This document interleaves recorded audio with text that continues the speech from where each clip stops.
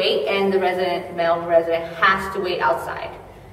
We are allowed to check it out, so come on in. Male entering tours, come on in. We have our fabulous custodial staff who maintains it along with our maintenance staff. If by some chance you notice something is wrong, students are also allowed to file their own maintenance tag. Residents are allowed to leave their stuff in the locker rooms right here if they wish to. It's up to their discretion. There's also a bathtub. Yeah, there's like a bathtub, showers. There's a full package. Yeah, this is the door we're getting out. Other than that, that's usually how it goes. All residents in the whole community can use this restroom. It all comes down to if they want to use the one in their hallway. It all comes down to the showers. Usually folks tend to choose which bathroom they like based upon the showers or close proximity to their room.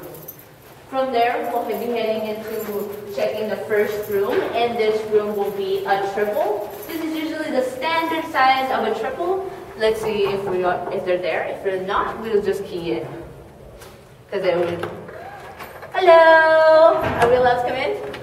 All right, come on in. Our rooms come with the beds and the desks and the dressers. This is typically how, if the room residents decide to set up the room this way, it all depends how they want to set it up. If they want it to be moved, they could file a maintenance tag and the maintenance will come in and move them for them so they just don't get injured or damage the walls.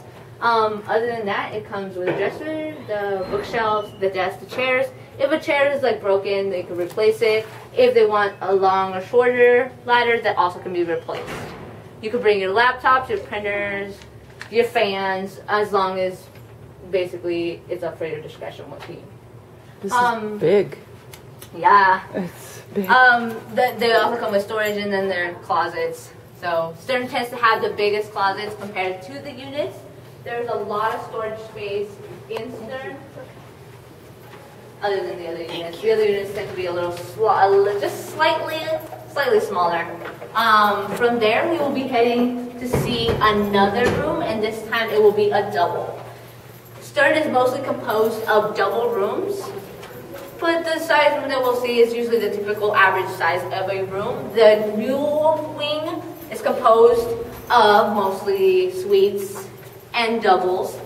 Now these are mostly composed of singles, which used to be that, if you were upperclassmen, you would get singles.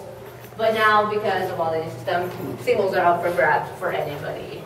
They are given priority to a resident that has a need for a single or has some medical issues that they require a single and they would wish to live in a single. Other than that, all rooms are up to grab. Like I mentioned, we'll be heading into a double pretty soon. And you can see how big it is. They all have the same furniture, same setup if they wish to have it. It all depends on the resident.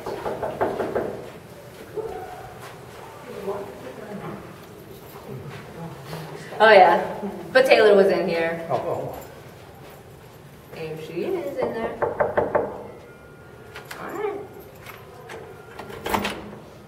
Alright, coming in. They gave permission for us to step in if they weren't in the room. So this is the typical size of a double. Depending where you're located in the building, of course, it could be slightly bigger. Hello, hello.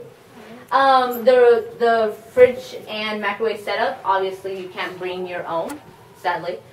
We all sponsor a certain company that allows us to rent them for the whole year, or if you're only here for a semester, then you're allowed to use that too. You can split the cost with your roommate, or if it's just for you, then it's all for you. Hello. Hi. All right, let's continue our tour.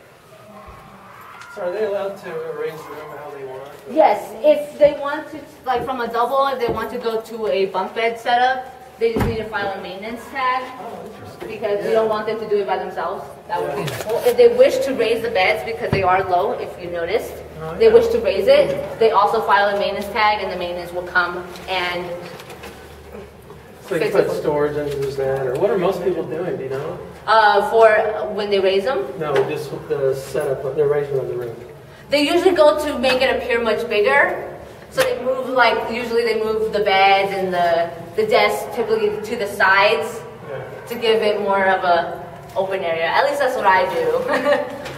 But all residents are allowed to move it as long as by the end when they move out, they put it back to the original setup. Yeah. So it's good if you move in and you take a picture or you remember this is where everything was.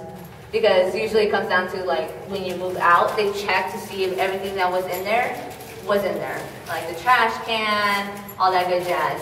The maintenance staff does not go into your room to clean it. You and your roommate, it's up to you if you want to clean it or not. If you don't, it's fine by me. But mind you, don't complain about ants and cockroaches and other rats if by some case they find their way into your room. Wow. Hopefully they don't, but you know, we do live up in this area, wooden area, so it might find their way in here.